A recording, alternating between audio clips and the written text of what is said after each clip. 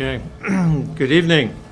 This is the Tuesday, July 23rd, 2024 meeting of the Finance Committee. We are holding our meeting at the Paxton Public Safety Complex. Our Finance Committee membership is made up of 7 members, all of which are in attendance. So I declare we have a quorum and we are open.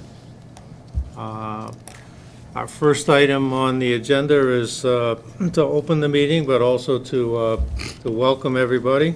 You can see around the room there are population of select board members, department heads, and persons from the public, and we welcome everybody to this evening's meeting.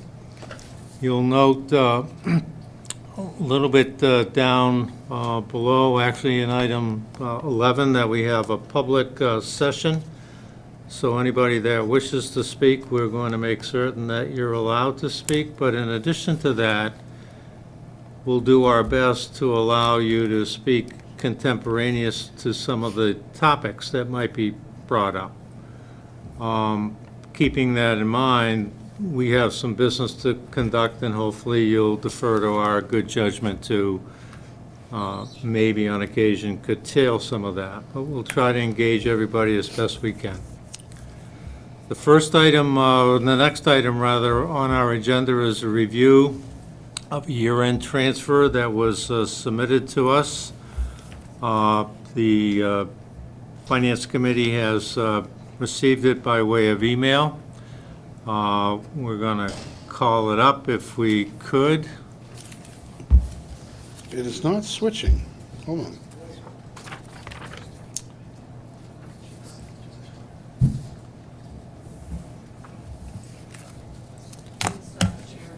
We try it again. Yeah, I think I just got to reset it every time. There you go. So as you can see, this the amount of the request is $453.82. It's being transferred from the vocational assessment, something we don't always see, but as you may recall, there was an adjustment to the Bay Path vocational assessment to the tune of $25,000. There it is right there. And that is where this transfer is coming from, to our legal account, which is at the moment has a zero balance. You may recall that there have been several other transfers throughout the year for legal costs. I guess I would ask Heather, are we near the end? Is this the final one? That's the final one. So is there a motion to approve this transfer? So moved. Is there a second? Second. Any discussion? All in favor? Aye.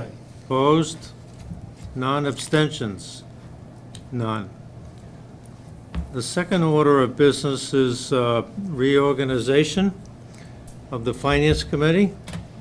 Typically, we would do it on a much more reserved and quiet evening, but it is on our agenda.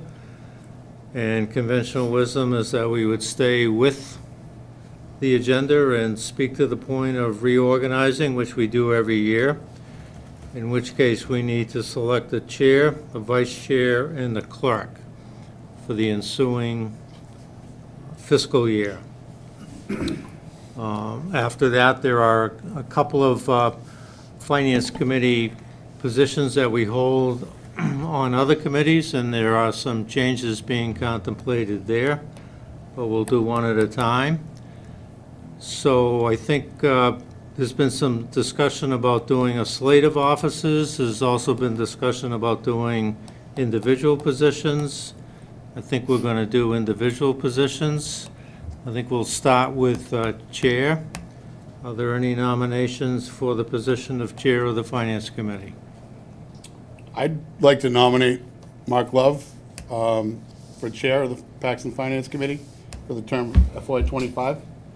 I think that Mark's done a great job leading us over the last year. His knowledge of, financial practices and how the budgets work has been a great asset to us. I think that, you know, he's been on top of this. It's a lot of work, and he knows what he's doing, so I'd go ahead and nominate Mark Love. Second the nomination. There's been a motion and a second. Any discussion? All in favor? Aye. All opposed? None. Abstentions? None. Vice Chair. With some contemplated changes, I'm going to nominate Steve Rubesco as Vice Chair. Is there a second? I second.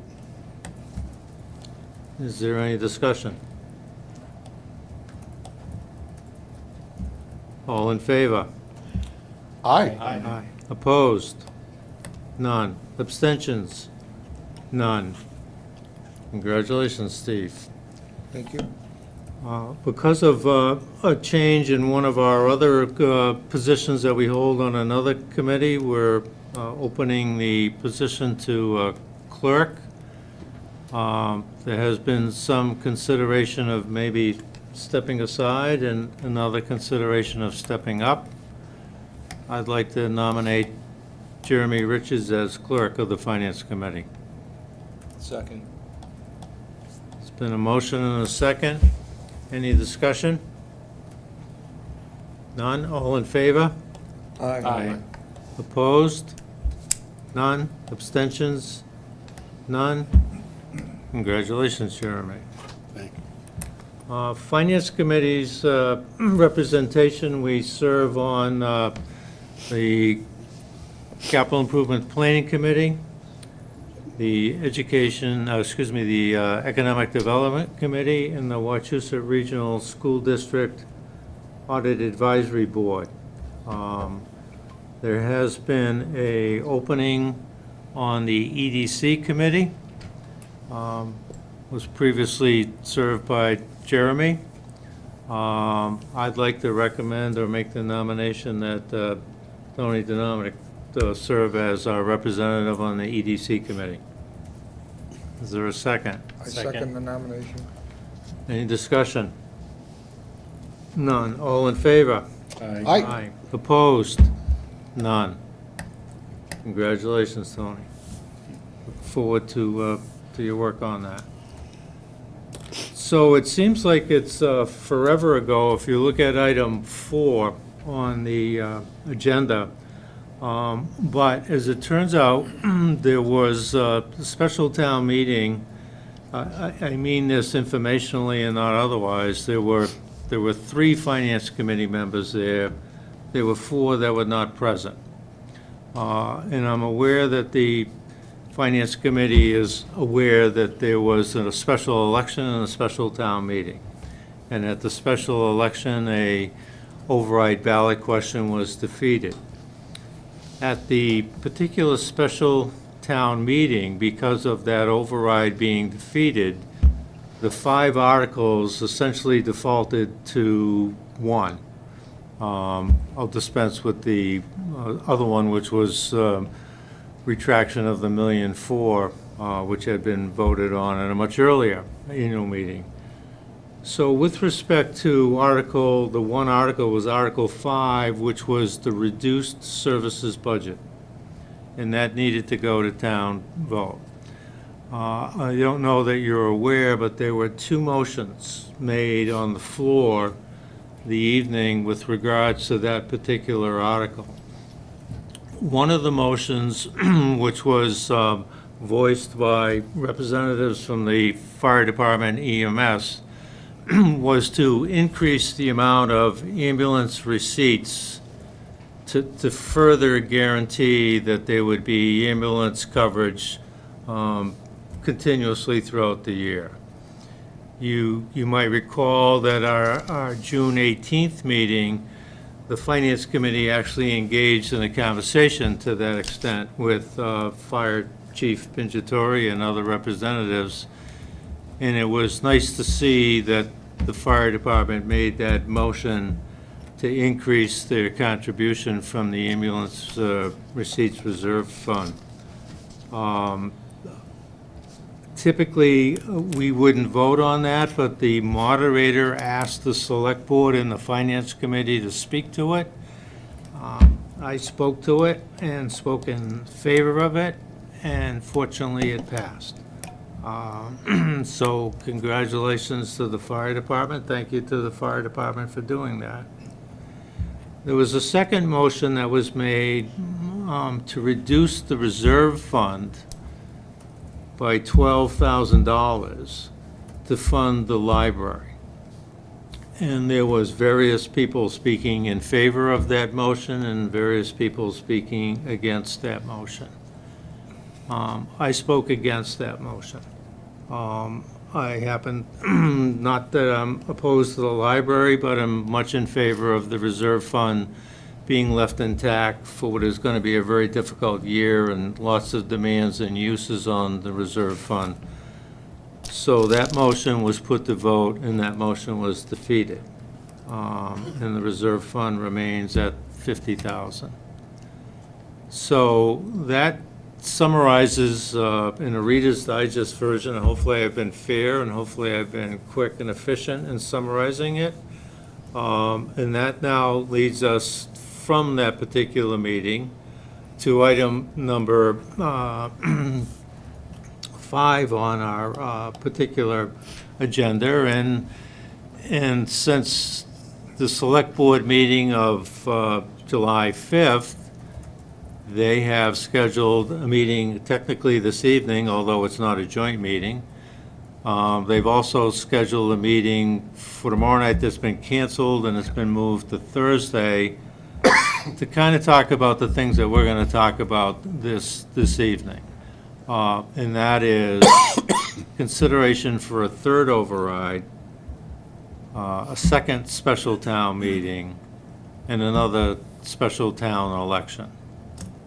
So with that backdrop, Heather has sent out some memos to both the Select Board and late Friday night, which I compliment her on sending it out late Friday night, and please excuse me for not seeing it late Friday night, but forwarded it to you as quickly as I could on the heels of that. And you've all seen it, you all have it, and I guess the question is, Heather, can you walk us through what that particular memo, particularly as it relates to the one sent to us, where you have some override considerations? Sure. Jeremy, are you able to pull that up? Yeah, which one, what is, it was, election options or memo? It'd be the memo one, the summer fall override amount possibilities. That's it? Yes. So as Mark alluded to, so there was another memo that I sent out to the Select Board the prior week for July 15th. That's actually part of the record and materials along with the Select Board packet for that night. So if anyone wants it, it's there. It will eventually end up on the FY25 budget page potentially. So it's a separate document. But at the Select Board's meeting on last Monday night, they had discussed the possibility of doing another override, along with the consideration of doing it along with the state primary on September 3rd, I want to say is the day. Is that still right? Okay. Too many dates in my mind. September 3rd. And part of the conversation they had was what would be included in the amounts. A lot of folks in the audience spoke that evening as well, and there was a lot of support around the notion of trying to make the public safety building, or public safety departments rather, as whole as we could, including restoring staffing. And the ask I was given was to come up with some ideas that could put together a package for a potential third override where the number did not exceed $400,000. So I worked with the fire chief, I worked with the police chief, I also worked with the DPW director and some of the other departments just to come up with a couple different combination options. Jeremy, would you kindly scroll down to, I want to say page 4, please? So I looked at all the pieces and I put all of the parts together and I kind of grouped them. Which page? This one right here. Yep, thank you. And I tried to group them based on what the function of those pieces would be more so than just the budget line item that we're used to seeing when we go to town meeting. So that's a lot easier for hopefully people to understand the impact of the funding possibilities for those. So I came up with two possible override options. The first one is, we're totaling the amount of about $318,255, and the second one would total just under $250,000. So I just I'll walk through the combination of each of these and then go over any details or any other questions that anyone may have. So the first one here includes, Jeremy, can you just scroll down just a little bit, please? Thank you. Okay, I lied, a little bit more. All right, awesome, that's good. All right, so the first one here, we actually included a bunch of things. So it was police, fire, and as the select board discussed on the 15th, if possible, some DPW functions and anything else that as the TA I thought would be relevant to include. So the first piece is the police department. So we have 2 officers, and the cost of the officers from the town side, along with the cost for shift differential, educational incentive, clothing allowance, and so forth, along with a savings for each person, because right now we have in our current budget as approved unemployment, right? So if we continue the person in that position and we do not have to go with unemployment, then we have the savings of that unemployment, would be about $64,139 per person. So for each of those 2 officers to reinstate essentially the 3rd shift and have those officers up and running and not in the position of being laid off, you're looking at $64,139 each. The next piece you have down there is patrols and related expenses. So one of the things that Chief Savasta talked about at the town meeting, and he spoke about at various other meetings, was the fact that the current funding level that we have, including the reduction in overtime and the ability to backfill, as well as gas for patrolling, additional booking costs, and even just cruiser maintenance is not currently included in the reduced services budget, so unfortunately, we're not doing the active patrols that we once were doing. This amount here, the $69,917, would reinstate those active patrols, taking those pieces, as I just mentioned, back into consideration. And then the last piece that Chief Savasta had brought up as top priority here would be training. Right now, there's not much in the current budget to provide the current officers we have with training. This $17,900 would include $10,000 towards wages, so we have to pay people when they go to training, as well as $3,000 for in-service and purchase services training, and $4,900 for training equipment. So those are the basic breakdowns. Those are all in the memo that I sent FinCom, as well as the select board, and we'll get on the website at a later point, so everyone has those pieces. So 216,094 would put the police back into a functioning order, very similar to what they were in FY24. That still does not take into consideration the 2 other positions that were currently vacant that will still go unfilled, and some other variable pieces. But that will make them more functioning and reinstate those pieces. The second piece here is the fire department. So there's 4 different components we have here. The first 2 impact the layoffs.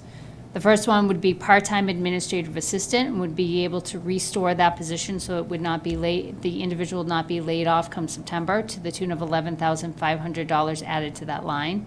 The next is the on-call firefighters. This would support 8 on-call firefighters. The next piece is vehicle maintenance and repairs, which we had cut way back on in the reduced services budget, and this would add $10,000 back to that line. And the last piece, which is primarily EMS supplies, $4,500. And that would be the subtotal of $59,000 for the fire department. The next section down you have is the DPW, and there's 3 pieces here that we identified working with the DPW director that would be the most impactful. The first is equipment maintenance, by increasing it back up to the requested number, adding $9,689. Adding back in the purchase supplies line asphalt. Right now, we do not have budget for asphalt, so we can do cold patch, but we cannot do hot patch. We cannot do burn. We don't have the supplies. Asphalt was expensive, and it was one of those things that was cut. and that would add back in $12,000. And the last is cemetery burials on the weekends. So we do that through overtime, paying the DPW employees to come in on the weekends to be able to cover those. And with the reductions in the reduced services budget, we didn't have enough funding in the overtime line. That was reduced, and weekend burials were currently cut out. This reinstates weekend burials.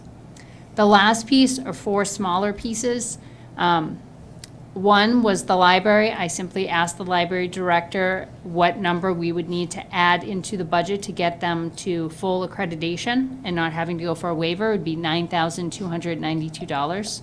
The second is I had a conversation with the recreation director about the free programs that were currently cut as a result of having to absorb the full cost of the recreation director's salary and benefits into the revolving fund. And this would only be the free programs that haven't happened yet, right? Summer concert series, the summer concert ones that are canceled, are already canceled. This would be the holiday tree lighting, this would be Easter egg, this would be their contribution piece of Memorial Day, the part they do with the activities at Paxton Days and Summer Jam. And then, as well as details that they would have the cost for. And then the last 2 pieces for town clerk and treasurer collector alike, they both have part-time assistants, and when we did the reduced services budget, we cut the additional hours that those individuals were budgeted for that would normally cover when the town clerk or the treasurer collector are out on vacation, out at trainings, or out sick, that would continue the level of customer service we currently provide to the public. So, and that comes to $15,292. So that package itself, puts back into place all of the positions that would be laid off, as well as restoring some of what I think is the more key and essential services that we had cut in the reduced services budget. The next version, Jeremy, if you could, so this is the second version I provided. This version would simply prevent layoffs, with the exception of the cemetery burials. So the police, it would reinstate those 2 officers and add back the patrols and related expenses. So again, the same services, but we're not doing a good job at that point of educating our officers and giving them opportunity for more training, and that's just not budgeted for in this version. Fire department, again, it reinstates the coverage for the rest of the year, the part-time administrative assistant and the 8 on-call firefighters coverage, but it doesn't help us with the equipment or the EMS supplies. And then the last one for DPW, it would add back in the weekend burials as an option. And that total, again, on that piece came to, Jeremy, do you have? 248,694. Thank you. So those are the 2 versions that I proposed in the memo. In the beginning of the memo, starting on page 2, I broke down the cost of each of those components, just as you saw down there, but with all the descriptions, in case there was any desire to look at those further. That's all I have, Mark, unless you have questions. I just had one question, and I'm sorry, this answer's probably out there, and I didn't have time to dig back through it. But do we have a full-time fire position listed right now, posted? Did I not see that online? We do have a full-time firefighter paramedic. Is that already budgeted somewhere, does that? Yep, that's not impacted by any of these additional pieces. We just Okay. had its turnover in the department. Okay. Thank you.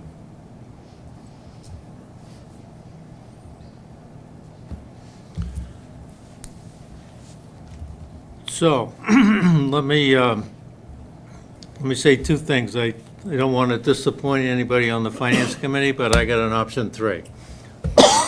And hopefully we can put that up in a minute. But before I do, here's my, my concern, notwithstanding that, and I don't want to isolate it and limit it, but we all want fire service and we all want police service. My concern is this is a 3rd override. And there's an old adage that 3 times is a charm, but the other side of that is 3 strikes, you're out. And the 2 previous ones that we've had have been defeated. And it's not that a lower amount is a guarantee that a third override is going to win, because the second override was defeated sufficiently, and it was $500,000 lower than the first override, $1,400,000 to $950,000. So since that, we've all heard various comments, and I'm not going to remember them all, so if you don't mind, I'm going to refer to a note, but here are some that I've heard. And you've all heard many of them yourself, because not all of them, but many of them were mentioned at the special town meeting. And some of the comments were, I didn't know. Another one is, I didn't know how the election and the town meeting worked. There was some confusion in terms of, which one came first and which one should have come first. Third one is, I didn't know that my no vote on the override would affect services. Fourth one was, can we do this over? The fifth one was, you have no excuse for not knowing. There's been informational sessions, there's been all kinds of information available. Now I'm crossing the street to the other side. I did know what I was voting on. I thought we already settled this override question. We already voted no, twice. Run the town better before you ask us to pay more money. I don't offer that to offend anybody, because the Finance Committee is part and parcel to running the town.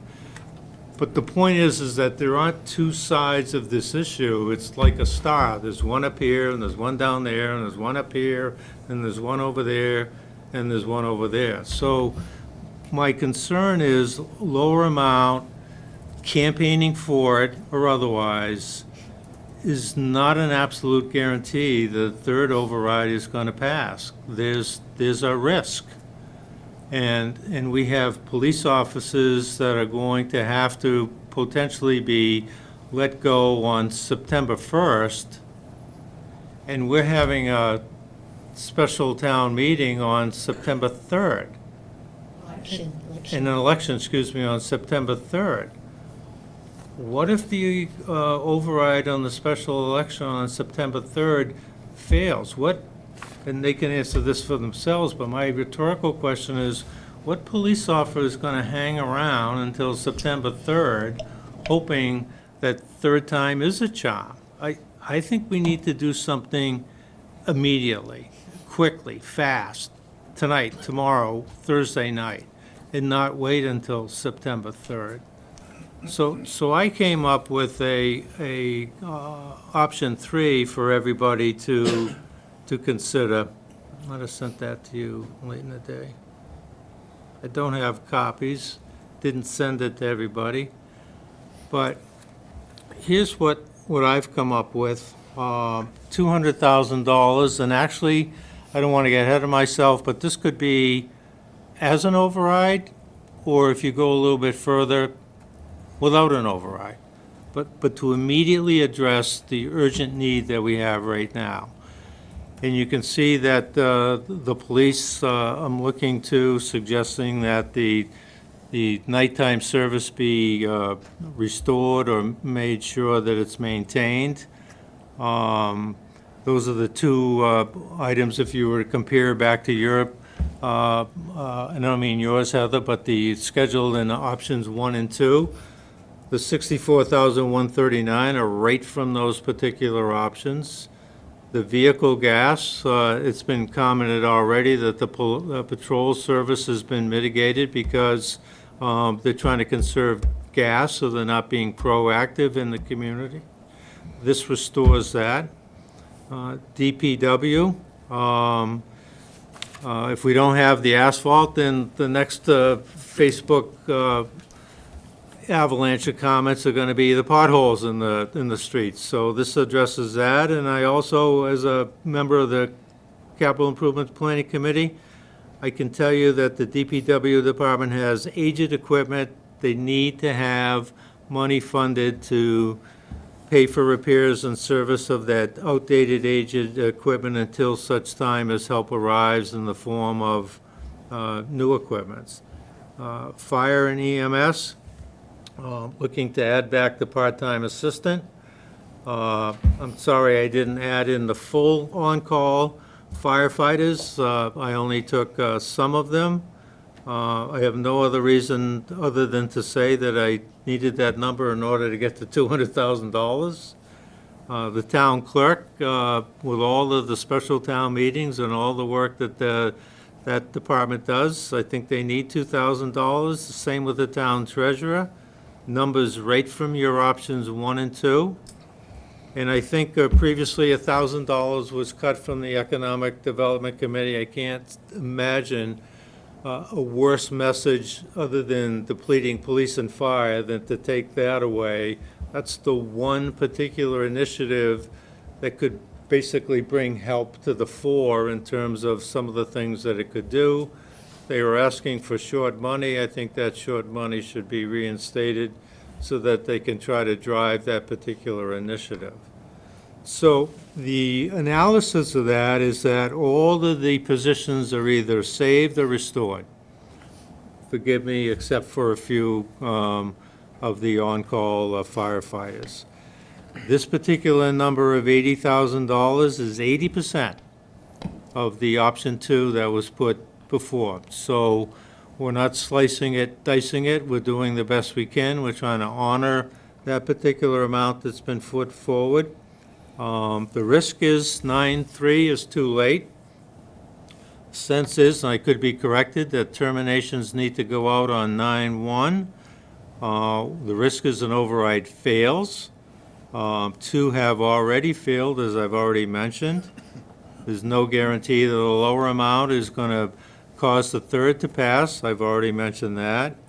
And I've also mentioned which police officer is going to hang around and hope that that particular thing passes. I think we need to do something right now. I think we need to do, at the bottom of the page, I've said, think out of the box, and then act on thinking out of the box. I think we need to repurpose and recharacterize some funds in the way of Tidden Field lights, DPW building site plan design. We need a building, but that's not happening soon, and we need help in the fire, police, and DPW immediately. Also suggesting that opera funds be repurposed, even if it's temporary, to make sure that we don't lose those offices now, because help could be on the way to repurpose some of these temporarily, because free cash. The expenditure report that's posted on our website has currently has $836,865, some of which is going to be subject to certification as free cash with the DOR, which is likely to get back to us in September and October. I'm certain that it's all not going to be certified because there's a mixture on that expenditure report of capital and operations, but it's going to be a big number. And I would hate to have police laid off on September 1st and DOR certified free cash at $500,000 on October 1st. Same thing with stabilization fund. We have $379,000 there. Ambulance receipts, maybe in an emergency to kind of lend a helping hand to the emergent issue at hand. Some of these are subject to special town meeting vote. I get that. There's a million reasons why we could say no to a lot of this, some of this, all of this. I'm just saying we need to do something immediately. And as much as I'm in favor of doing something, I don't think holding our breath for the passing of a 3rd override is the best case. We need to do something this week. And that's essentially what that message in option 3 up there says.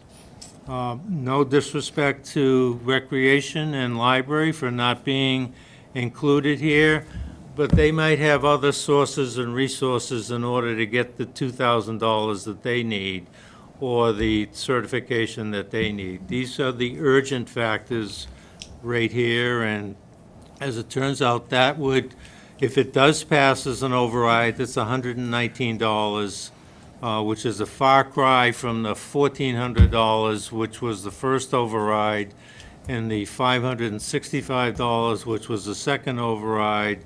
This is more palatable. Mention was made the other evening at the select board that $400,000 was the number. I got up from my seat and said that's too high. This is my version, and I don't mean any disrespect to my finance committee members, but I didn't want to get ahead of you by sending it out and wanted you to hear and see as everybody's hearing and seeing it right now. If we're going to do something, because we all feel the need to do something, we got to do it quick. And I think we're rolling the dice with a third override. So, now we have three options on the table to discuss. So, Excuse me, sir, 1 second, with the Finance Committee, if you don't mind.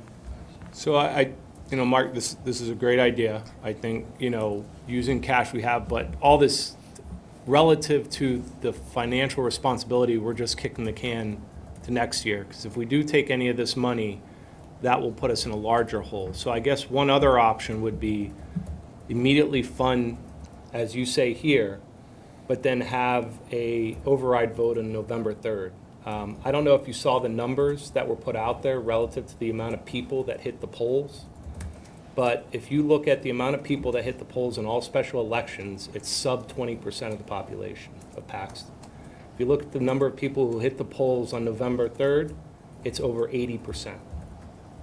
So one option is to fund it this way. We solve the problem, we solve the immediate problem with layoffs, but then give the larger, the people who were your first comments, I didn't know, I didn't realize, another option at the ballot box. Because if not, we guarantee we know we're going to need an override next year. So while it's fresh in people's minds, while it's still there, and we need to discuss which one, but I like this idea of solving the problem today. I think this is a great idea. But this is a Band-Aid. This is not the solution. If I may, I'd like to add a couple of comments. I've now been on this committee for 4 years, and we have dealt with a lot of challenges over those 4 years. None have come close to the challenge that we faced the last few months. I agree with what Ben says in that we have to do, and you, Mark, with something we have to do now. But I also realize, as Ben has alluded to, and I'd carry it further, the need for an override is going to be in November. It's going to be in June of next year. This is a problem that's not going away. The foundational piece of a balanced budget is revenue exceeding or meeting expenses. Expenses continue to grow, our revenue continues to decline. It's a fact. I would also like to offer a couple of insights relative to the last few months. These are my own personal observations and one that I share that I hope everyone will take and try to understand from my point of view. We, as the leadership of this town, did not present a unified front. In both cases, when an override was presented, there was a perception, real or just perceived, of a dissension between the select board and the finance committee. That was apparent, I would suggest, to the public at large, to the people and to the employees of this town. Furthermore, blame was flying back and forth about the failure of the two overrides, casting in each direction. I wish to God that the Finance Committee had an impact over 600 people in this town. We have no such impact. The reality was we didn't do a very good job, period. We also didn't do a very good job of communicating the purpose, need, and what was required in order for this town to sustain a healthy, safe, and growing environment for the people of our town and its children. I would suggest we need to take a better approach. And I am at fault, just like everyone else, because I'm part of this group. One of the things I would like to look at, or I think we need to look at, because the override is basically an eventuality, whether it's November or June or both. Did we do a good job of really communicating to all of the people of the town? We had a lot of people that voted by mail. I brought up a few meetings ago the significant percentage of the people in this town being senior citizens. These people don't use the internet. They don't go to the Paxton website and look at information sheets and FAQs. They don't. It's not who they do. When and if they get on the computer, they get on the computer to talk to their grandchildren or relatives or whatever. They use the phone to communicate to their friends. These are people like my parents and my grandparents who basically look to the news, newspapers, and to their circle of friends for insights on what's going on. I would suggest we didn't do a very good job. We had leverage to use the COA, for example. Seniors go to the COA all the time. Did we have fact sheets there? Did we communicate at lunches? Well, then we should maybe have done more. We talked about also going to to the media, like the newspapers. Paxton produces a newspaper, the Landmark. We should have done a better job, possibly doing a better job.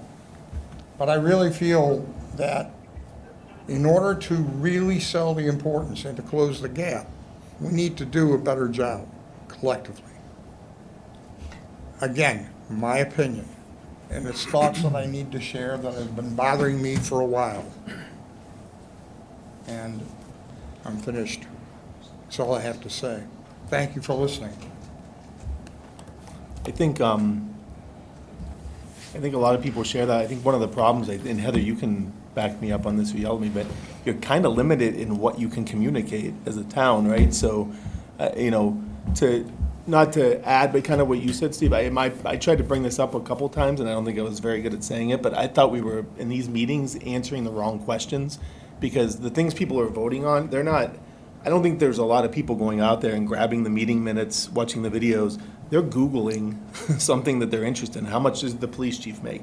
How much are you spending on we got to answer those questions, because people are getting bad information, and they're not getting the answers to those questions in these meetings. So I think we got to do a better job this year of addressing all those things in the rumors. Like, I got a letter today. I just got that letter from the police union, which started answering a lot of those questions, and that's the stuff we needed to be answering before. Those are the questions people were answering. And I think we have a credibility issue too, because we started asking for $1.4 million, then we dropped it down, and now we're telling people we can solve the problem with $200,000 or $400,000. And I think all along that a lot of people were looking for us just to start lower. That's how I felt, at least, is I didn't necessarily think we were not communicating perfectly, and I agree. I just think I know we're limited in what we can do, but I just never felt like, I was never in line with a contingent budget that cut the police that much. I felt like there were other ways we could have done it, but we ran out of time. You had to do what you had to do in the time that you had. I get that, we are where we are. So I don't know, I kind of agree. I agree that we need to do something soon. I didn't know about this option 3. I like this idea. I don't hate what you proposed either, Ben. I don't think it's a good idea to react to the people who are saying I voted but I didn't know. That sets a bad precedent. I mean, you can do that. I can do that every time something happens that I don't like. I can say you didn't communicate it. Well, I can blame someone else. If you're gonna, not to knock anybody, if you're gonna show up to vote, you have to find a way to know. You can only have so much sympathy for that, and we can only react to it so much.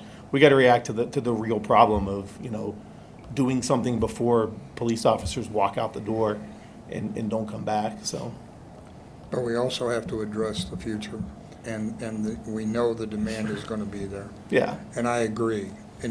Our integrity is in question. The confidence that people have in this group as the leadership of this town is in question. And that needs to be fixed quickly. So if you, just going with your option 3, if, you know, we come up with a way to do this, what's the, and I agree with what Ben said, because looking at the voting options, to me, the number one option is the quickest option with the least expense, but then you can't wait until after layoffs happen to vote, that you just, I'd rather spend the money and do it as quick as you can to do that. You can't do that. But then what's the point at that point of an override immediately for, let's say we go 200,000, like, do we really need to immediately have an override vote, or can that wait until, you know, we start doing the next budget? I mean, do we feel like we have to make that perpetual at that point, or can we fix it later? Seth? Tacking on to your mention at the bottom of thinking outside the box, I think we've been having this discussion for 3 or 4 years now, that this was coming. And we've been talking about making the Economic Development Committee. How can we get more revenue? What happens when there's another override vote in November that doesn't pass, another in June that doesn't pass, another next September that doesn't pass? We can speak to the choir all day right here, and everybody in this room is going to be voting for an override, so to speak. But it's the folks in the town that don't want it that may continue to vote against it. And unless, as much as we educate, there could be folks that still continue to vote against it. So what do we have as a backup plan when that happens, if it happens, unless we can re-educate and find a better way? What will this town do if we cannot push an override? I think that's something that's a tough conversation. I think that nobody in this room wants to have it, but I think we need to think about that and come up with some solutions through economic development and through alternate ways to develop revenue for the town. Well, some of what's in the bottom of this presentation, in the event that an override fails, is to act quickly at a meeting where you can repurpose some of these things currently designated for other use to make up for the 200,000 that's at the top of the page to protect against the override failing. If you want to roll the dice and just hope that it passes, then my number is 200,000 and keep it as low as possible to help maybe with the passage of it. But even then, there are some people that are saying, I didn't like having to vote the second time on an override because I thought we settled it the first time. Now we're coming back a third time. And by the way, the 10 or 9 items or quotes that I read, I'm not saying that there's perfectly 10% in each one of those. I'm just saying there's some of that out there in each of those quarters. I just think we need to be mindful that there are those different opinions and different thoughts. Sure. And take care of something. I personally think, or would prefer, that we put a Band-Aid on it right now, quick, and then next year, get the override number that we never have to come back with another one for a long period of time, and do a better job communicating as to why that is. All of that, and I don't mean to suggest this otherwise, Monday morning quarterbacking is not on our side.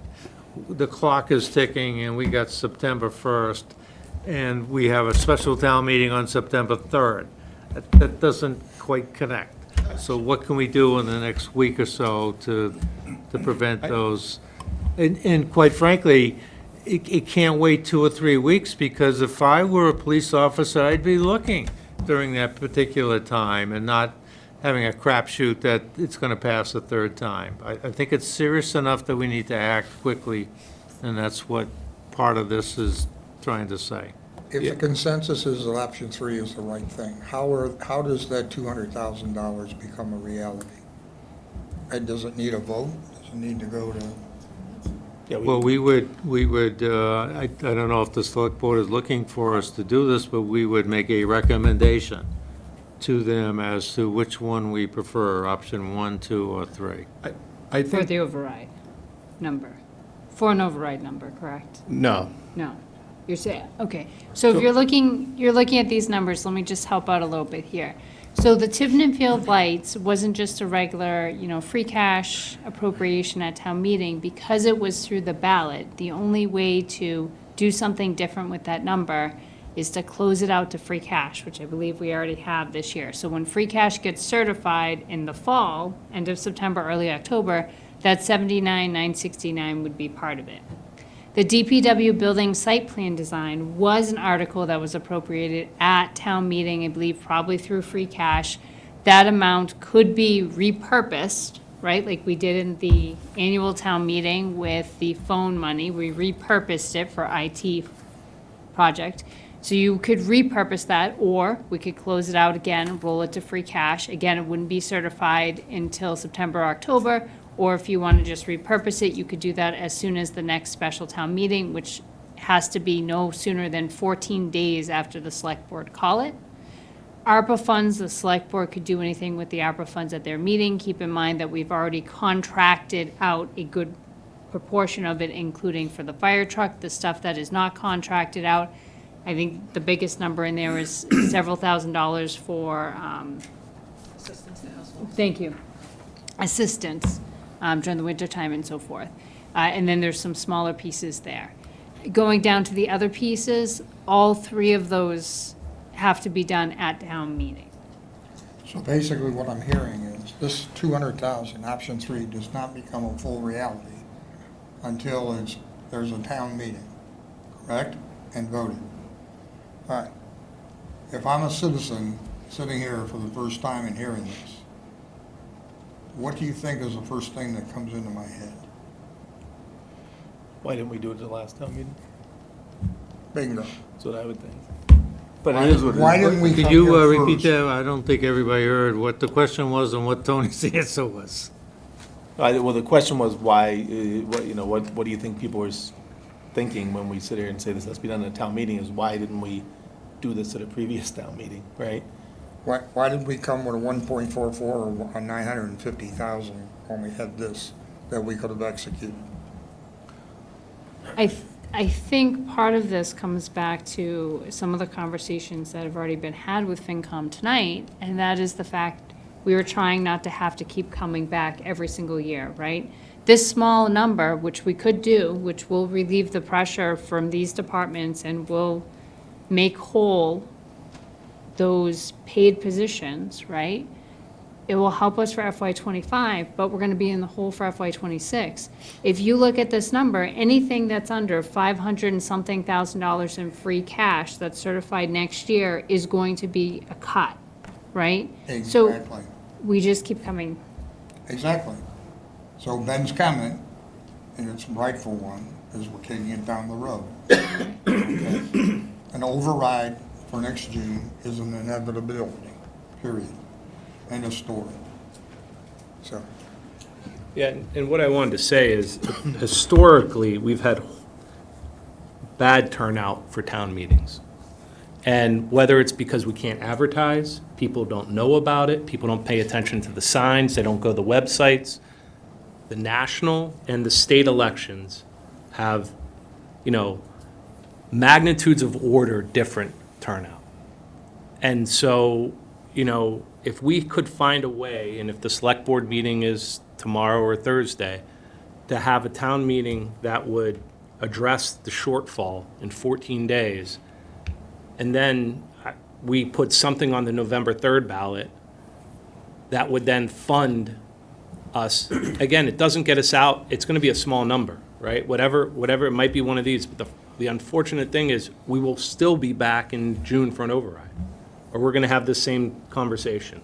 So, I mean, the statement you made, Mark, well, we'll have this, that we're gonna do it next year, we're gonna do it once, that's what we tried to do this year, and I think, Steve, you hit it right on the head.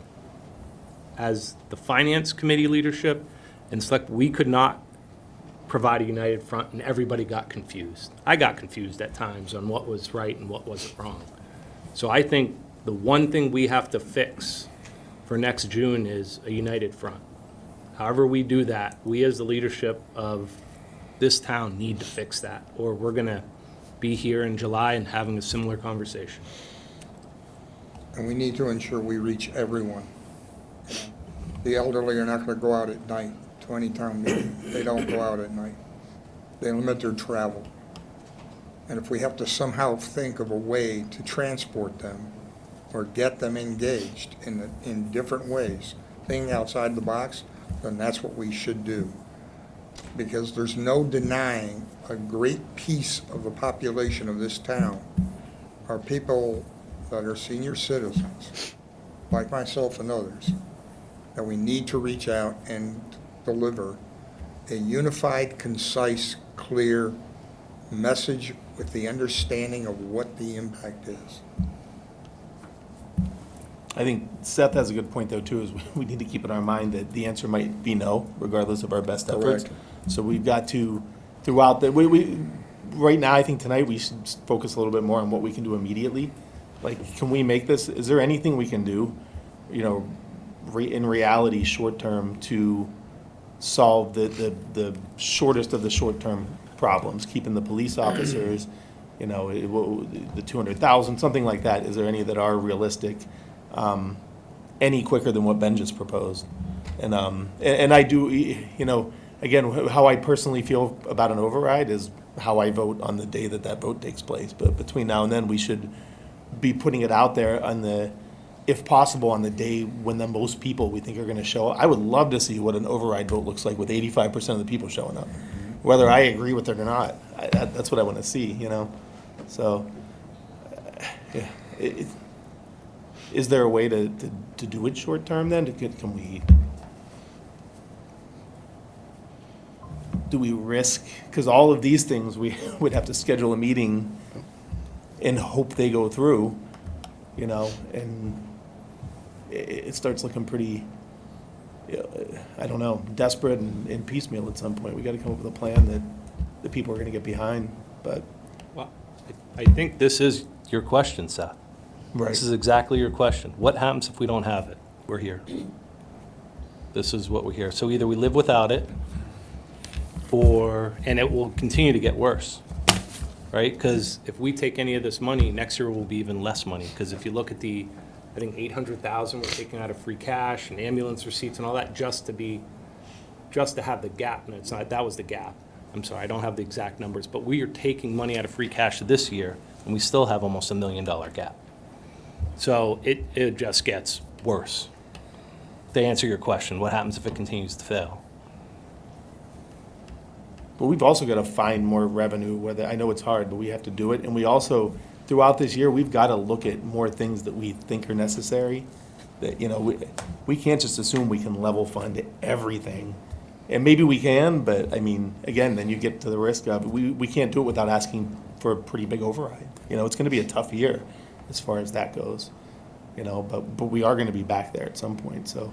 But what's our best option right now to try to get the money the quickest with the least chance of failure? I just want to ask the question. I want someone else to come up with the answer.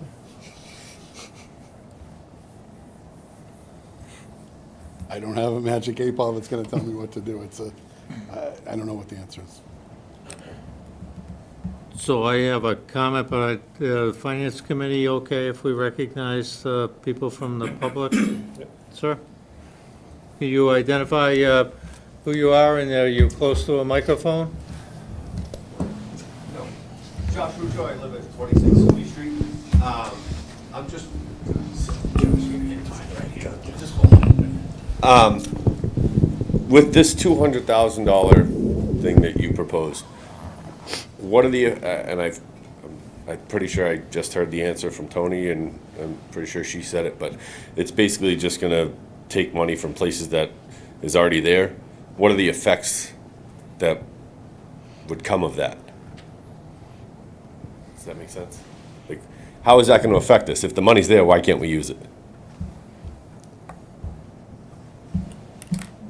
Well, here would be my recommendation here, is it's about moving a lot of pieces. Immediately, the ARPA funds that are designated for the fire truck are not needed until January or February of 2025. So why not basically move that immediately to take care of the 200,000 that we're talking about right now, then have a special town meeting in November to repurpose the Tivnan lights, the DPW site plan. That money would now be freed up to reimburse the ARPA funds for the occasion of paying for the fire truck. There's no one simple magic bullet here. There's got to be about 4 or 5 pieces that are got to be moved around. That doesn't cure it, because we're going to need money for the Tivnan lights in a year or so to replenish the repurposing that we're doing now. This is not free cash that's sitting there idle that, oh my God, why don't we use that? It's not like it's in our savings account and we want to move it into our checking account. It's got to be refunded later on. What I have heard is the police service not having night service is a big issue. So this is in response to that. Let's fix that immediately. It's not perfect, but not having nighttime police service is even less perfect. And what if something dire occurs? We're gonna feel bad that we didn't do something to move some money around, out of the box, unconventional. Nobody thought we could be done, but we did it in order to fund that particular need right now. And then next year, have the override that we need to have. I would be opposed of killing people with, by 1,000 cuts. 200,000 now, 400,000 next year, 600,000 the next year. This is a Band-Aid to cure a problem, and then let's find out what our long-term number really is. I think to answer your question, though, the way to think about it is you've put your mortgage for next year away, so that's this money. We use this money right here for this year's budget. So really what we're doing is we're taking that money out. So next year when we have to pay the mortgage, we have that much less. So that's really what we're doing. We're kind of stealing from next year's money. And by the way, this is not in opposition to the fire truck. We voted for it, we want it, we've committed to it, we have an agreement, we got to comply with that. But in that 7-month period of time until we need it, maybe there's something we can do with that particular money. So, was there another comment, sir? Could you grab a mic and identify yourself, if you don't mind? Yeah. Hi, I'm Mark Noel, live on Brigham Road, town resident for 47 years. And as the two gentlemen, and I apologize, I don't know you guys, but that just goes to show, this is the first time I've been to a meeting like this in 47 years. But it was these past 2 overrides that I guess upset me enough to show up at a meeting, okay? I have proactively, my wife and I voted for just about everything, for the police department, the fire department, the recreation department, and on and on. Sitting here right now, I'm stunned, to be quite honest with you, and I think I'm going to speak on behalf of a lot of folks like ourselves that have been in town for a long time. I mean, I don't get, I have so many questions, I don't know where to begin, okay? Yeah, so I'm just wondering, on the fire truck, because that's the last thing that just came up, was there a town vote on that? Did I miss that? It was not a town vote. So we took half of 1.4 million and we decided that we urgently needed another fire truck. I'm just asking, I'm not just wondering. Because it seems like there's $750,000 in cash that we have, that if I look at how those funds were supposed to have been spent, we spent it on a fire truck. I didn't vote on that. That's a lot of money. We're talking about the same amount of money here, it's correct? Can't we use that money and borrow money take a loan out on the fire truck, Well, pay it I'm off gonna- over 5 years, and then it comes off of our tax base? Yeah, I'm going to let Julia, the chairman of the select board, who was chairman of the ARPA committee, respond, but I'm going to respond before she responds. There was 1.4 million plus that was awarded to the town, and there was an ARPA committee set up, including 7 people, and they voted on the use of the ARPA funds, who made those recommendations to the select board, and the select board voted on the use. The $750,000 fire truck was recommended by the ARPA committee to the select board. It did not go to town meeting, and it did not go to town ballot.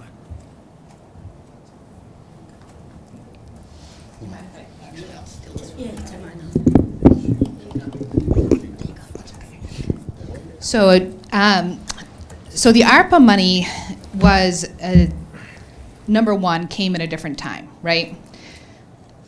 The other aspect of it is that there was only 4 categories we were allowed to spend in. And balancing the budget, or replenishing budgets, or using that money toward the town budget in any way was prohibited. So we could spend it on assistance to households. It was intended to be a COVID relief measure, right? So we could spend it on assistance to households, so providing assistance to residents, which is part of the remaining ARPA funds, is still there for people who need it to help fund, fuel and things like that that they need for their homes.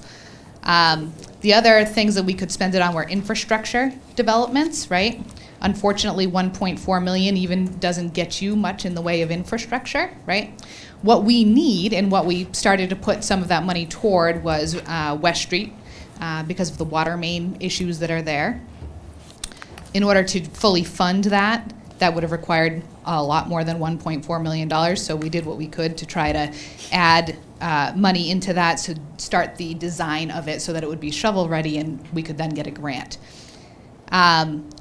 The other, I'm trying to remember what the other categories were.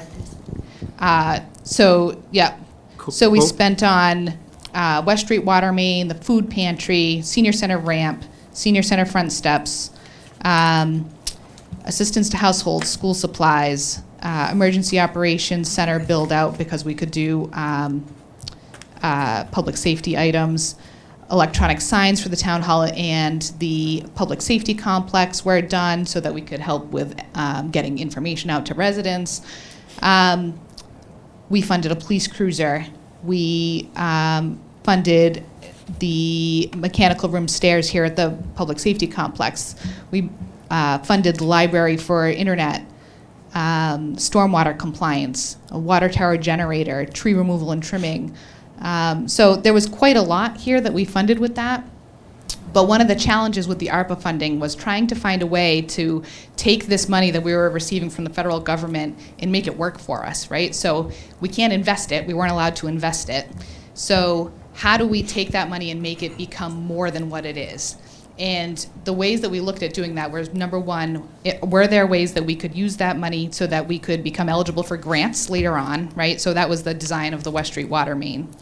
And the other way is, were there capital items that we could look at that we would be able to buy cash so that we wouldn't have to finance and we wouldn't have to pay for financing? And what we ended up saving off of that with the financing on the fire truck was somewhere on the tune of $300,000, if I remember correctly. Don't quote me on the number. But it was a lot of money that we ended up saving, and eventually we made, we made that $750,000 look like a lot more than that to benefit the town, and then not have to come to the town for a fire truck that was needed to begin with. So that money, the ARPA money, when it came in, was slated by the government as being at the discretion of the leadership of the town. So it was the select board that had the authority to spend that money. And so the town, as the select board, put together a committee in order to direct the usage of those funds. And that committee then made recommendations to select board meetings. Those select board meetings were open meetings. Anybody could have attended. They're still available online for watching if anybody wanted to watch them. And that's where those decisions were made. Could the funds have been used to support the police department in their salary issues that it's currently, No. but we could buy a cruiser? Yes. No, I'm just, I'm Yeah, asking no. questions. I don't Yeah. know the answers. Right. No, they're valid questions. No, we weren't allowed to use it to offset the budget, but we could use it for a capital purchase. That's interesting. Can I just add that the fire truck was the top thing on the capital items list for the town, so it made more sense to fund something that the town was going to go for with anyway. So I just want to make that. The capital committee had already identified it as a priority. The fire truck. Yes. What do they think of the school system? What about the? Sir, can you grab a microphone? I'm sorry. Here you go. Said I had a lot of questions that were in my mind. So, With the Paxton Center School, could we have used some of that funds to update the school? Cleaner air purifiers? Could we have done stuff to improve? We did do those things. We did. Well, we used different money for it, but yes, we did. We used money from where? The CARES Act. I don't know what the CARES Act is. Okay. Okay. Thanks. Thanks. Yep. Mark, I do have a question. Do I hit the button? Yeah, it's on. Yeah. It's good. Ray Charette, 24 Brigham Road. I've been in town for a while. I've heard some of the comments over here about education and communication. I remember when I first moved into this town, before any votes were taken, the Cub Scouts used to drop off in everyone's mailbox everything that was going on. We no longer get that. And you get no comments. I work in high tech. Do you think I go and read a website? Do you think I go and do some of this other stuff? Doesn't happen. If it doesn't get delivered to the mailbox, you're not going to see anyone. My next question is, granted that the select board supposedly is in charge, but why didn't they tie in the finance committee or the capital approval committee to say, this is what we're thinking of spending the money on, does it make sense over the long run? I looked through all the minutes. I didn't see capital board there. I didn't see finance board there. I'm still waiting for the list, this spreadsheet that had everything marked on it in a ranking. I didn't see that. I believe that's on the website. Well, I read the website, I couldn't find it.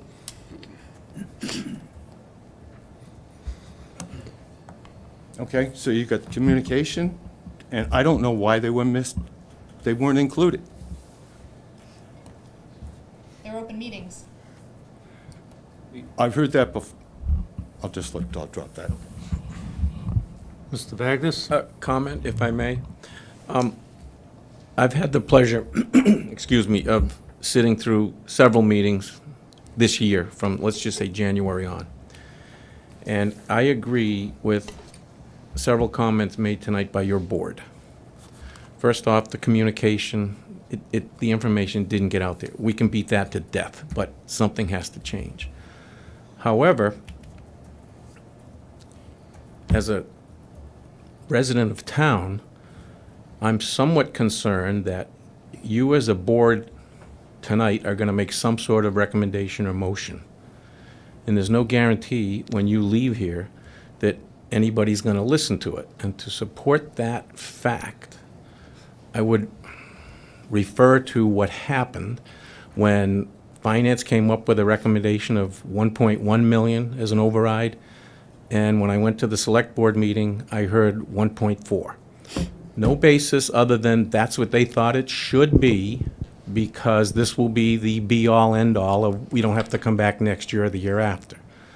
With that being voted down, the next thing, when I came to a meeting, Select said, maybe we should just do it again. People didn't understand. And through reasoning and discussion of a joint meeting, I believe, at that point, there was a consensus to go for $950,000. And that also, as we all know, history is done, it was voted down. The interesting thing that I saw, and we're talking about small minorities here, I think it was, what, 20%, help me here. Yeah. All right, so, okay, so 20% of the people went out and voted in the second election, or the ballot question. And it was interesting to look at numbers because more people voted no the second time than they did the first time. And just sitting here and looking at everything that's gone on tonight, personally, I'm in favor of option 3, do something tonight. But if you do that, there's no guarantee that when it goes Thursday night to the select board that they're going to agree with it, and they may go down a different path.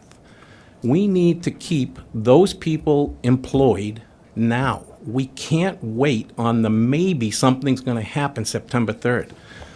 My business takes me to various customers throughout the state. I deal in police, fire, and EMS agencies throughout the area throughout New England. And I know that I believe one of our paramedics has already left. They've gone to another department. Now, maybe they weren't the one on the edge that could have got a pink slip or whatever, but they chose, based on what they're seeing here, that the future is not bright for them. And I can only imagine what the police officers are looking at, witnessing whether they're here watching it or they're going to hear about it. We need to get a plan in place tonight and Thursday night that will carry this through. Therefore, as a citizen, not as a voting member, not on finance, not on select, I'm hoping that we can get a consensus to get option 3 taken care of and give these employees some security as we move forward. I realize the day of reckoning is coming. I don't know when it's going to be, but at least we can start to plan tonight, tomorrow night, Friday, whatever, to plan for next June when we go through these budgets. So, thank you very much. Neil, one response is, we are at the day of reckoning. That's why we're here. No, I And I think I agree with your statements 100%. We need to figure out something to do immediately, as Mark has suggested. But I think we should also make a recommendation at this meeting.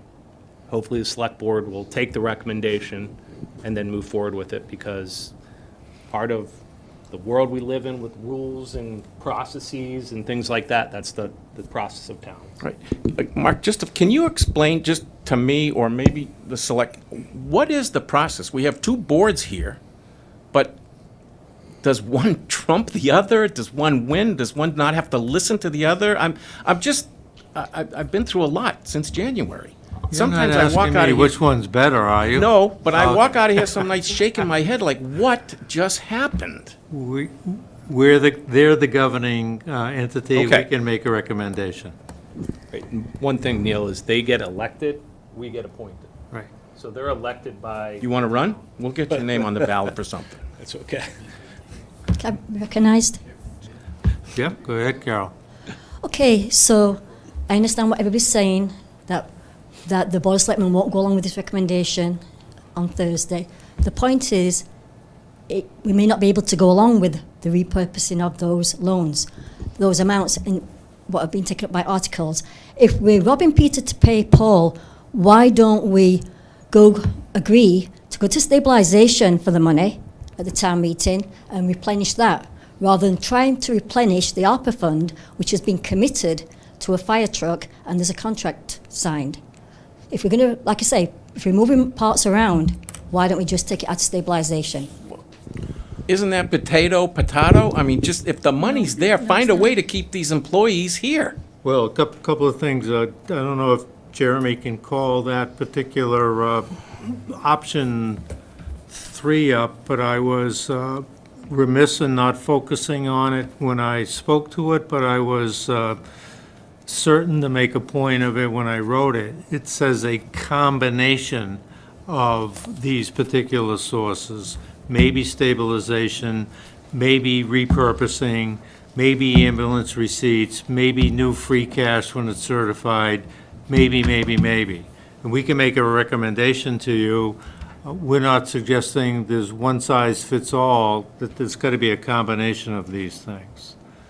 Before we leave, though, I do want to clarify a couple of points, just for the record, and maybe the water's over the dam and over the bridge, under the bridge, over the dam, whatever it is. But I want to make sure that you know that the ARPA projects that Julia was reading from is available on the town website. If you go to town accountant reports, there's 6 or 8 or 10 or 12 great reports, of which that is one. 2 is, just for the record, Ray, your question.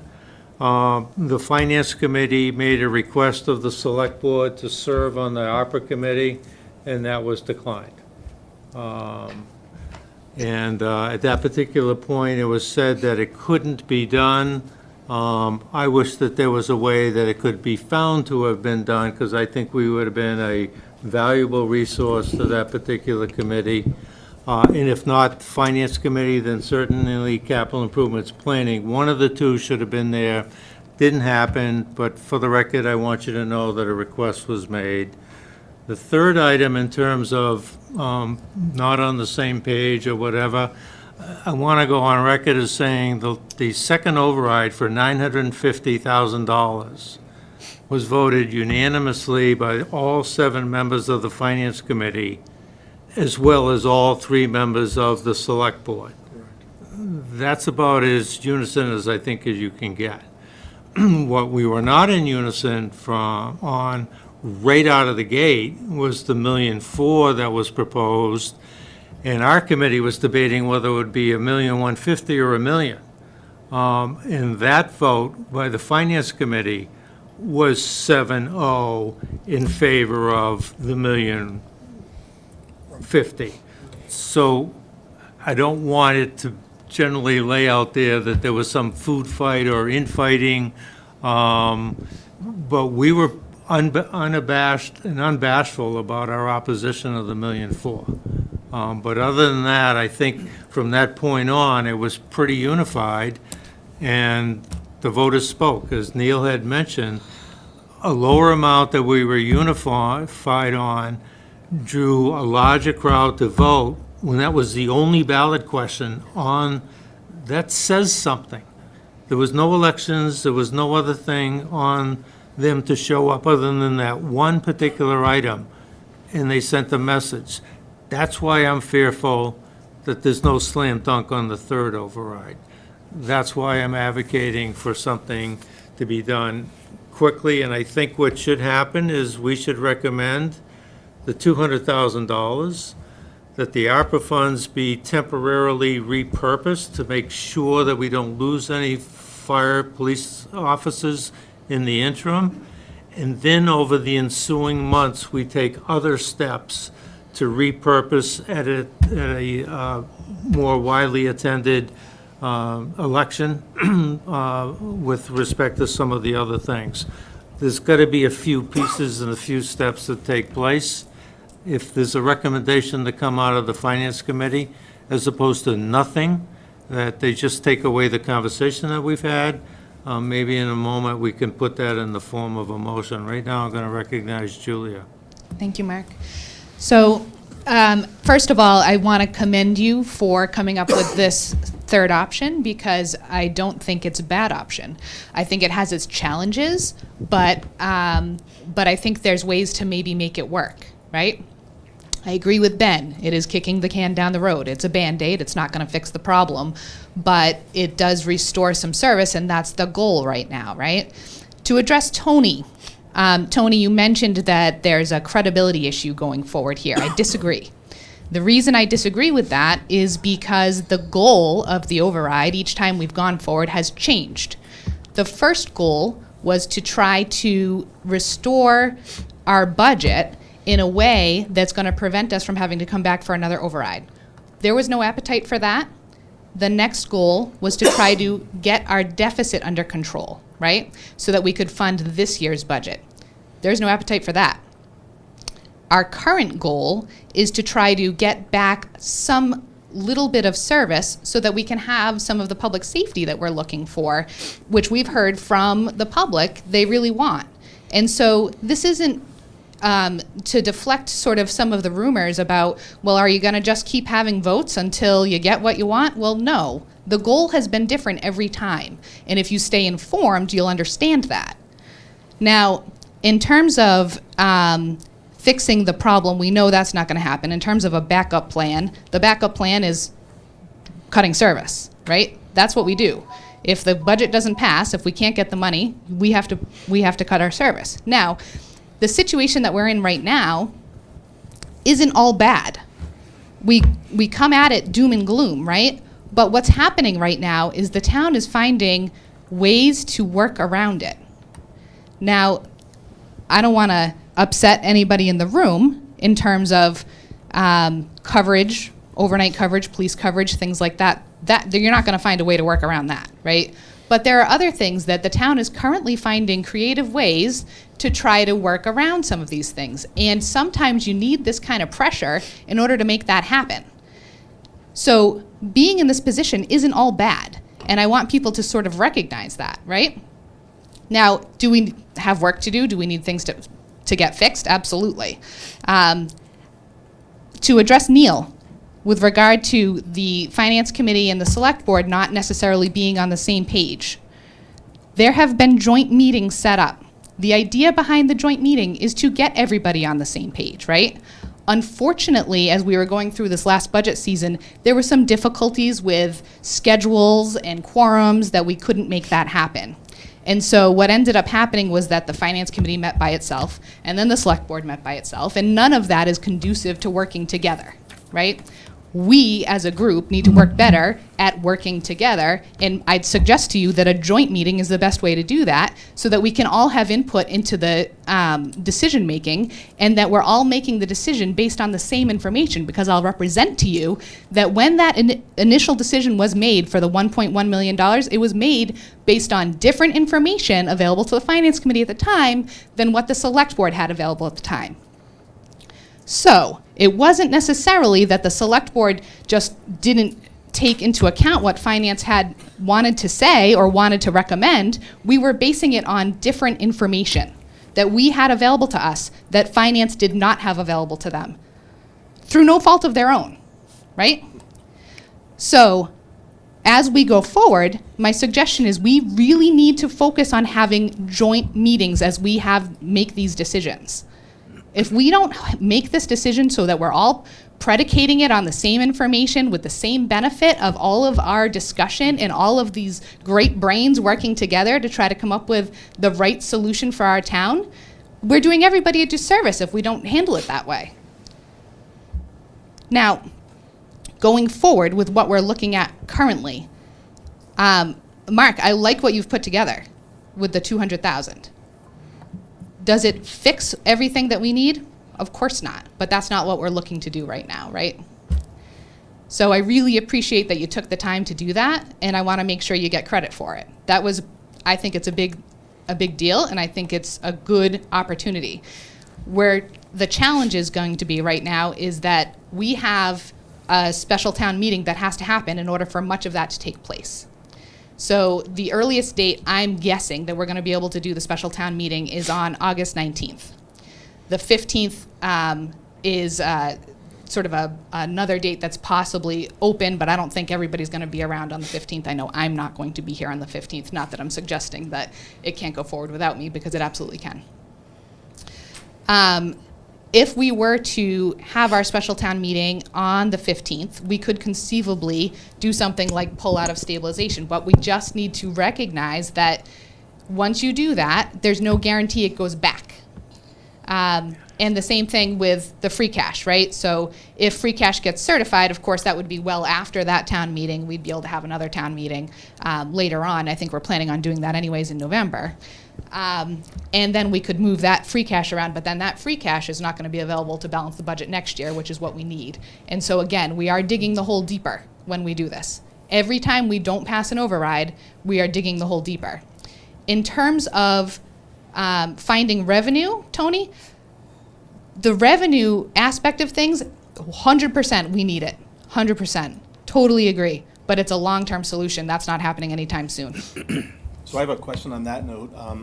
And what I think, when I talk about a credibility issue, I think part of it is people look to us to anticipate this a little bit better, right?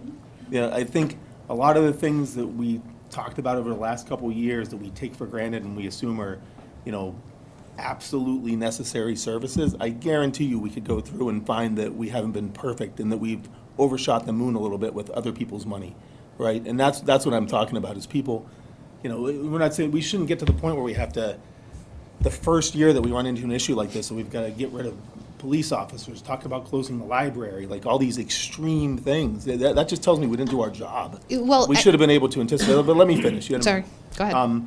So I recently had a conversation with the current resident at 10 West, and she told me she'd like to buy the building. So I don't know what that building's worth, but first of all, where would that money go if we sold it, and why haven't we gone down that path? Like, we're getting $400 a month in rent, and my understanding is she's paying herself right now to do the septic like once a month or once every other month, and she's willing to buy the building, redo the septic, everything that comes along with it. Like, why would we not get rid of that property? That's I think a side conversation to what we're talking about right Well, it's now. revenue. There's a We were talking about lot. revenue. There's a lot more that goes into that. That building is tied in with our town hall, so it's very difficult for us to divide that property off. Well, it might be difficult, but can we do it? And It's where would the something- money go if we sold that? It's something that we could certainly look into, right? Into free cash. But It would go into but the free money would go into free cash, and we Got it. wouldn't see it until essentially a year after it's sold. Right, but we're talking, Yeah. that's gotta be worth, I have no idea what that's worth. I'm guessing 300,000, 400,000. I'm not a real estate Yep. agent, but. And you'd have to ask the current tenant if that's what she's willing to pay, because my understanding is it's not. Right, well, I have no idea, Yeah. but I'm just saying, even if it's So- not her, if that building's, Yeah. a place where we could bring some money in, like, we're talking about going and asking people. But the other For overrides. the other aspect of that building, though, is that we also have a DPW that's failing, that doesn't have a working bathroom, right? Right, And so if the current tenant at 10 West were to leave that building, it might be worth more to us to repurpose for the use of DPW offices or something to that effect instead. Just as another option, right? no, that's good to know what the options are. Yeah. It's just, it's kind of sitting out there as something that people ask about, so. My other question as we're going through this, so we're talking about, I'm a little bit confused on the ARPA funds. Is there, so I know, I get the fire truck, I get it. Is there still money out there that is not earmarked in the ARPA funds that's available? Very And little. how much, if there is? Yeah, it's very little, and essentially it's all earmarked currently. But are those things more important than, But like, some of it could possibly be repurposed, right? So we've had this assistance to households fund set up for several years now, and it's not yet depleted. It was originally funded with, I think, $50,000, and that's not been completely depleted yet. Do you see the balance? 9,760. oh, that's what's, So okay. that, it's so not that's enough- what's okay, left okay. there. Yeah. Yep. I got you. And then, I'm sorry, but this is another thing, this is where we get into the communication thing. I've been in every one of these meetings, and I'm still confused about what's going on with the police coverage. So can I just get a really, really clear answer? I've had so many conversations with people that nobody understands it. So at night right now, if these cuts go into effect, what's the actual, is there literally nobody on, or there are people on, but they can't patrol? I would have to defer to the chief on that. Chief, you want to? Yeah, I've had so many confusing questions on it, it'd be good if you clear it up for people. Glad to answer all your questions. That was sarcastic, I think.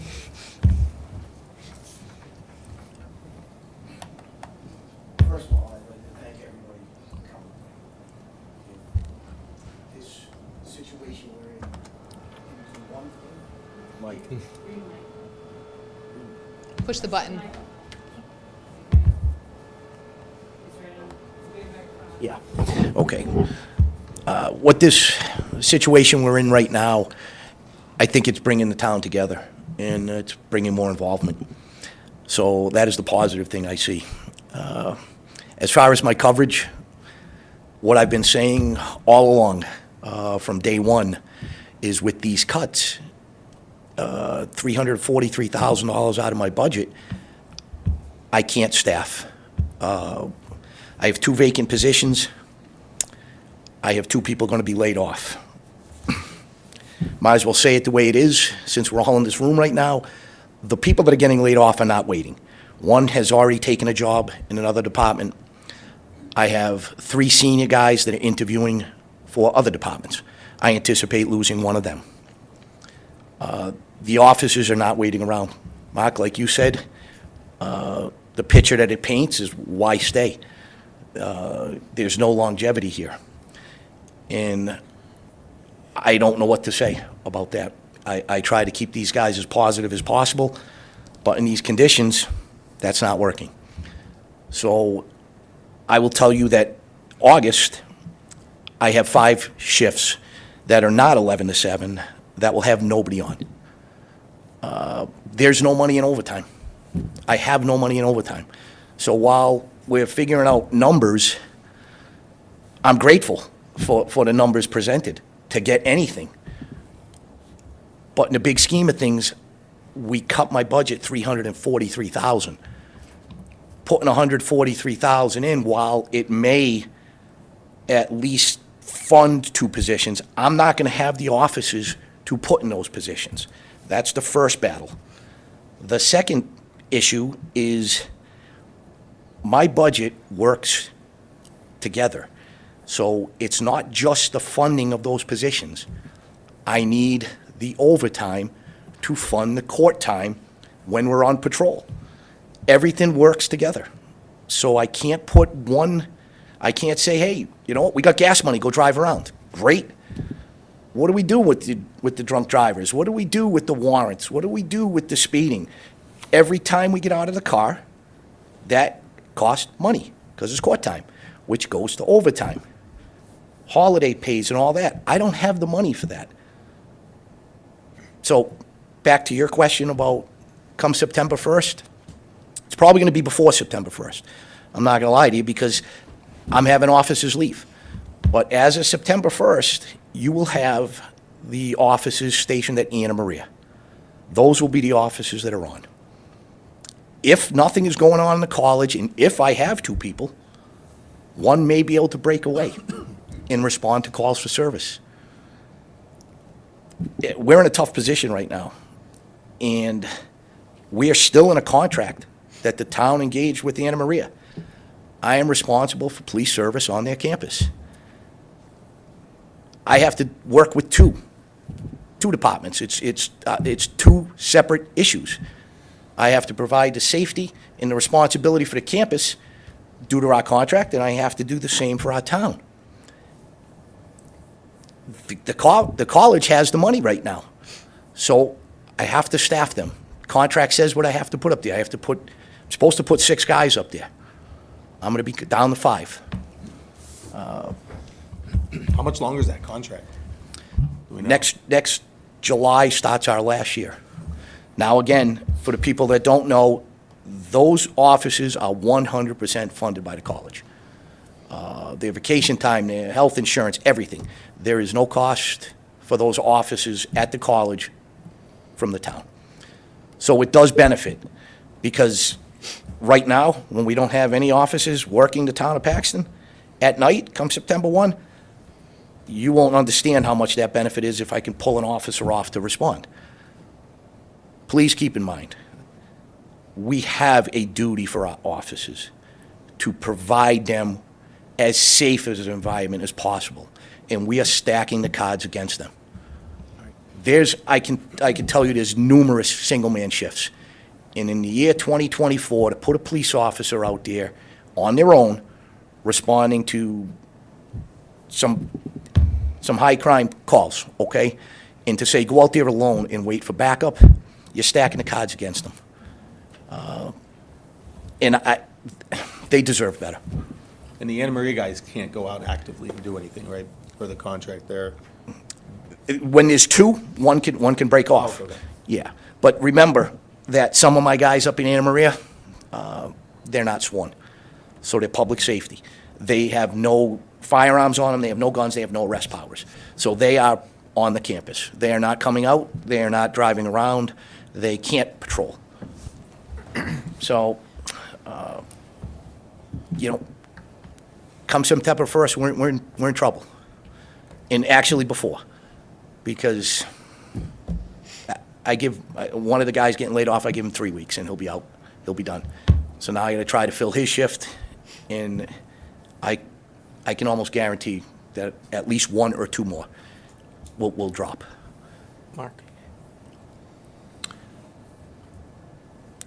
So you have a question of Well, the no, chief? I have a comment. I commend you for what you're trying to do. I can see that. But tonight's meeting, you have 7 members of finance. You can make a motion. I'm asking you to do something. You've already said, let's do it tonight. I'm asking you, begging you, on behalf of the police department and public, do something tonight. And there are 2 of the select board members here. They have a quorum. You need to be unified tonight before we walk out of this building, that something's gonna happen. So That's what I'm asking for right now. Make a decision, move forward, protect these employees, and let's get on with the next plan next June. We've got to start literally tonight or tomorrow night, get this thing going. So after the chief was done with his remarks, I was going to make a recommendation for a motion. But I'm asking for both boards. You have a quorum here, and you have every member of your board here. Let's not wait till Thursday night. Can I just make a comment first? This isn't a joint meeting. Right. We're just in attendance. We weren't I think invited. it's got to be done separately. So it has to be done separately. We Then weren't invited to I'm this going to meeting. ask you, as being here, you understand the consensus or how this town feels right now. When you meet Thursday night, please do not change whatever is about to happen here from finance standpoint. Yep. Okay. Good point, Bill? Okay, chief, if the people leave and then you have to rehire people, do you have to pay to send them to the police academy? Well, I'm going to tell you that we usually don't. In the past, people applied in Paxton. I'm going to tell you right now, there's going to be two types of people that apply here. I'm going to get somebody that has 0 experience, looking just to use this as a stepping stone, or I'm going to get problem children from another department. I am not going to attract any seasoned veterans with 2 failed overrides and layoffs. It's just not going to happen. My question was, because if you did do hires and had to pay, now you need a budget to cover what you're paying for. Absolutely. And what, I don't know what they get now, maybe 5, 6, 7,000. You know the figure? Well, I'm going to tell you that it's 26 weeks in an academy, so if they had to go to the academy, I wouldn't see them for almost a year. Right. By the time they're done. Okay. But even hiring a new person, by the time they get on their FTO and everything, you're 3 months. And that's money. That's money for outfitting, that's money for the FTO. They can't be on their own. They're shadowing another officer. So to do that and to, again, we're fussy with who we hire. The town deserves that. And I refuse to lower the standards and hire people that are going to be problems. But to attract somebody right now, it's going to be slim to none. There is no one going to be knocking down my door to come work here. My senior guys are trying to leave. And these are the senior guys that are not affected by the override. And they're not going to lose their jobs. But they're concerned for their future. They got families at home. So the last thing I want to leave you with is I am not ungrateful for the money that's recommended. But I want people to understand that even with this amount of money at the 143, there's going to be limited service. There is no overtime money in that. I don't even know if I can make holiday pay with what I have in my budget. So that's why it's tough. I know what I need. I sent that figure. I worked with Heather. I already reduced the 2 positions that are vacant. I figured I lost those. It is what it is. Tough times, tough decisions are made. But with the number, just understand, I cannot promise that we're going to be back to what we were, before these cuts. And that is it. Sorry for the gloom and doom news here. Again, this is reality. Thank you, Any Chief. questions? Anybody else from the public want to speak? Laurie?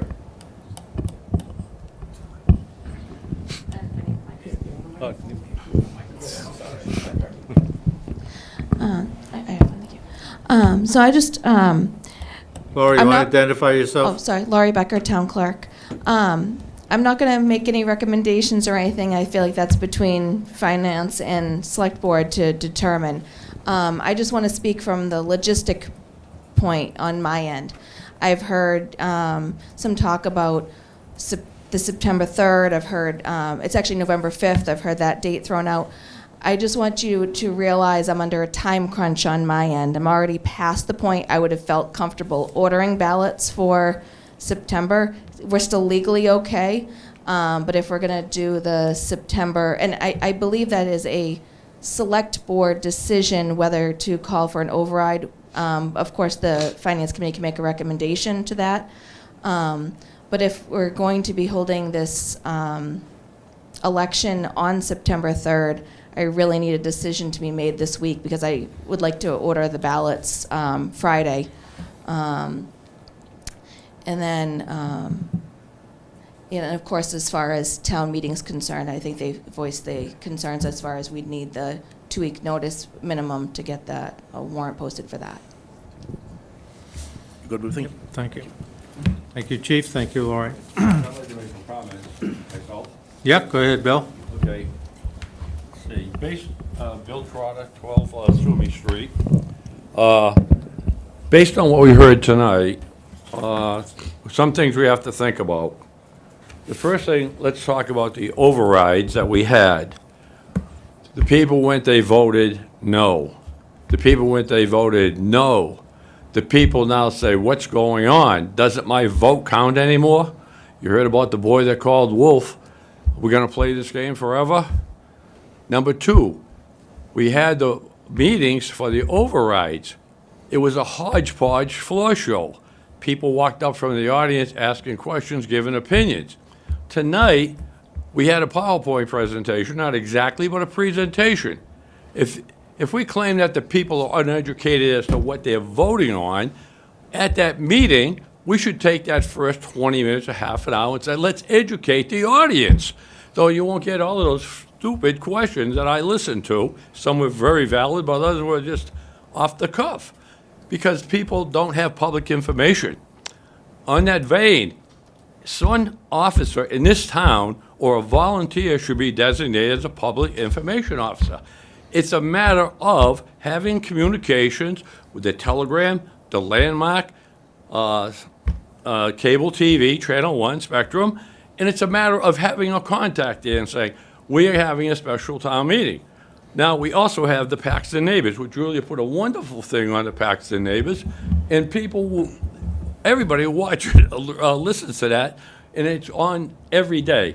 You have all of those ways, but someone has to take the bull by the horns for public information, and it can be given out. The other thing that really frosted me when I ran for office, I remembered in the past, I hadn't run in a long time, about a week before the election, they would put out signs, vote Monday for the selectmen's meeting. I talked to the clerk, she said it's not in the budget. I put out 40 signs, it cost me about $600. What's $600 for information? People forget. People don't even know.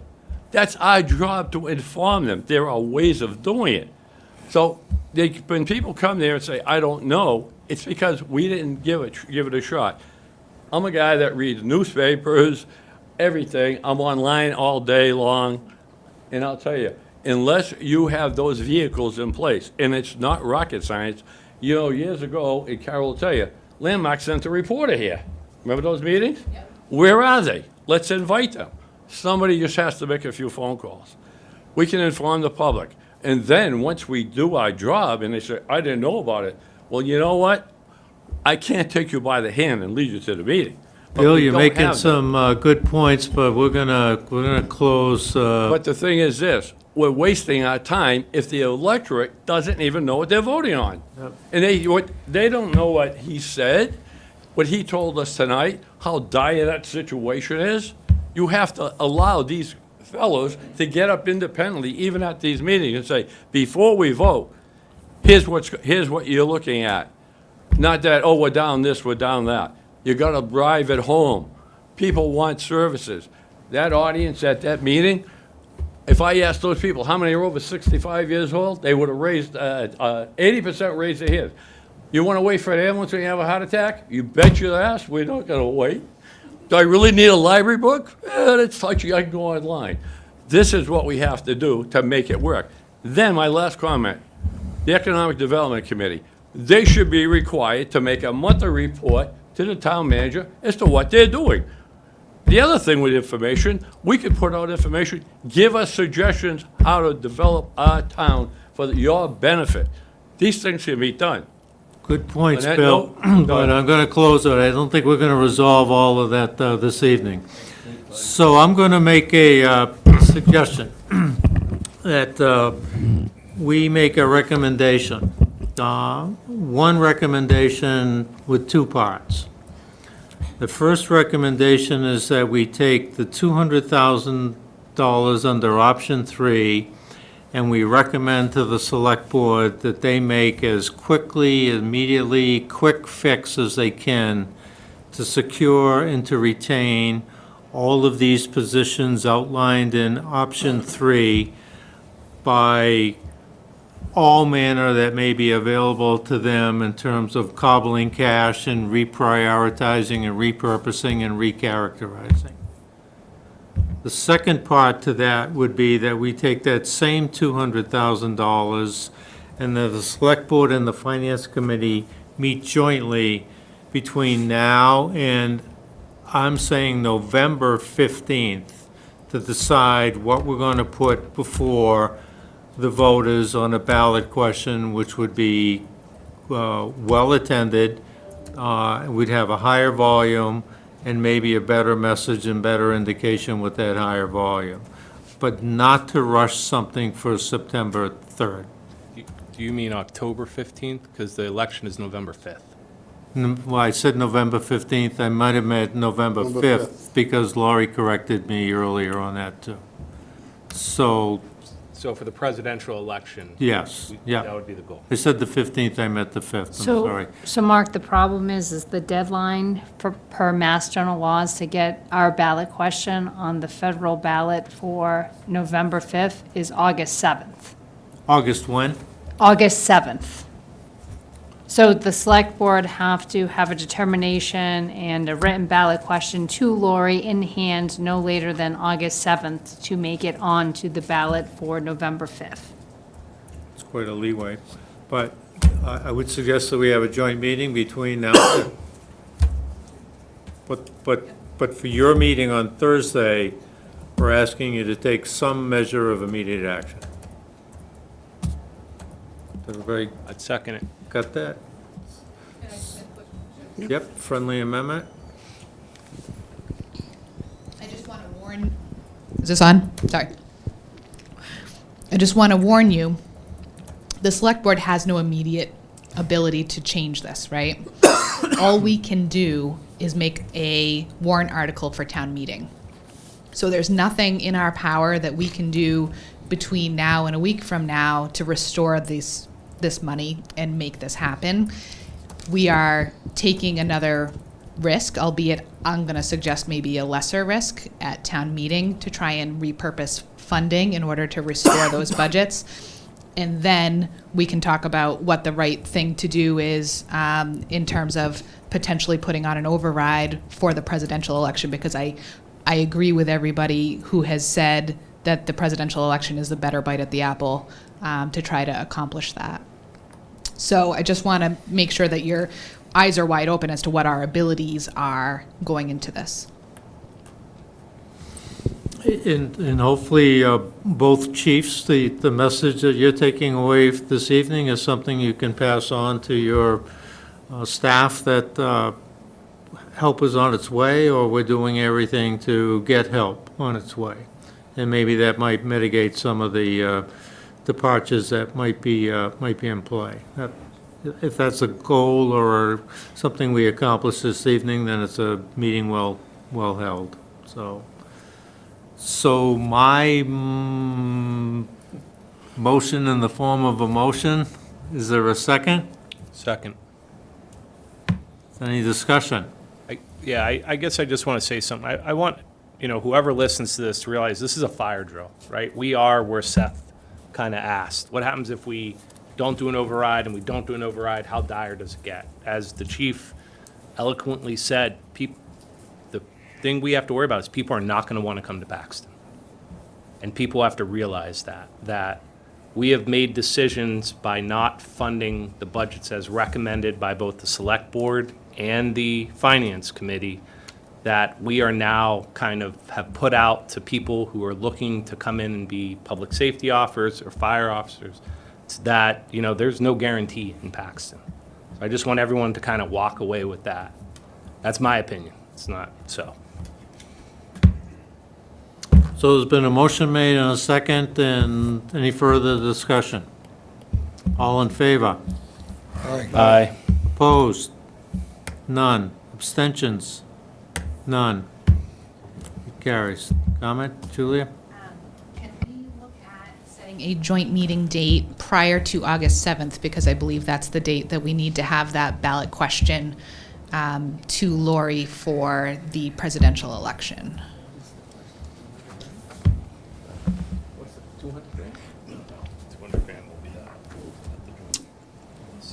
So it's So they're gonna be a 14 month? days, yeah. So today's the 23rd. You've got, that the 5th is a Monday, August 7th is a Wednesday.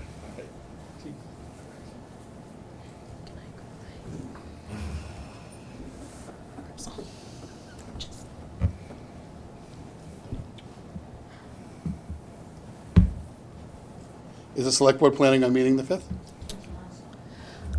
It's not on the Yeah, we have a meeting on the 29th. Okay. Of July?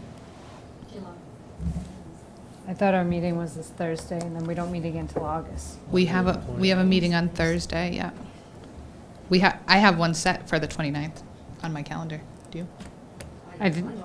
No, it's just one a month. Okay.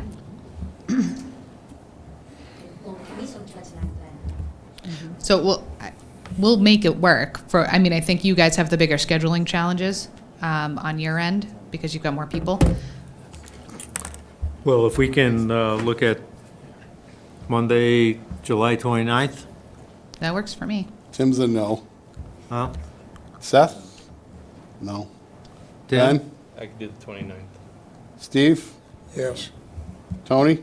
Yeah, I can do it right now. I'm available as well. So That's we have a 5. quorum. So we have, Perfect. Can you guys zoom in, or you're both tied up? I can zoom. I can zoom in. Maybe we do a Zoomer again, that way, I just want to get as many as possible. Mm-hmm. Okay, 7 o'clock, we're thinking about. 7 PM. here, Yeah, that should be fine, right? There's nothing on the calendar. Nothing on the calendar.